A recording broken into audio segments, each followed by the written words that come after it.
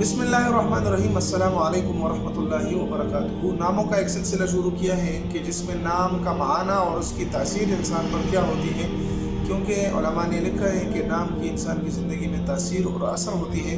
तो आज का नाम हमने जो मुंतखब किया है वो है आयशा। तो आयशा ये अरबी ज़बान का लफ्ज़ है और औरतों लड़कियों के लिए इस्तेमाल किया जा सकता है, और ये अरबी में आयश से माखूज़ है, यानी ज़िंदगी।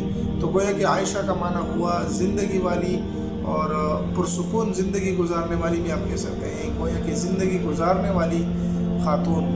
और सबसे अच्छी बात और इस नाम को मुंतखब करने के लिए यही फजीलत भी काफ़ी है कि ये हमारी और आपकी उम्महातुल मोमिनीन हज़रत आयशा रज़ी अल्लाह तआला अन्हा का भी नाम है, तो आप इस निस्बत से भी इसको रख सकते हैं।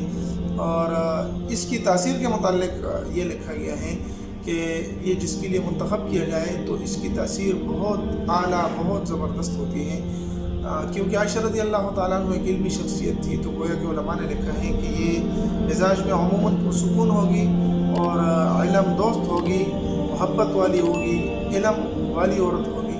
तो ये बहुत एक खूबसूरत नाम है, आप अपने बच्चों के लिए रख सकते हैं। तो अगर आपको भी लड़का है या लड़की है, किसी का भी नाम मालूम करना है तो आप हमें कमेंट्स कर सकते हैं। इंशाल्लाह आपको उसी नाम का माना, मकसद और तासीर बताई जा सकती है। मिलते एक नई वीडियो में। अस्सलामु अलैकुम।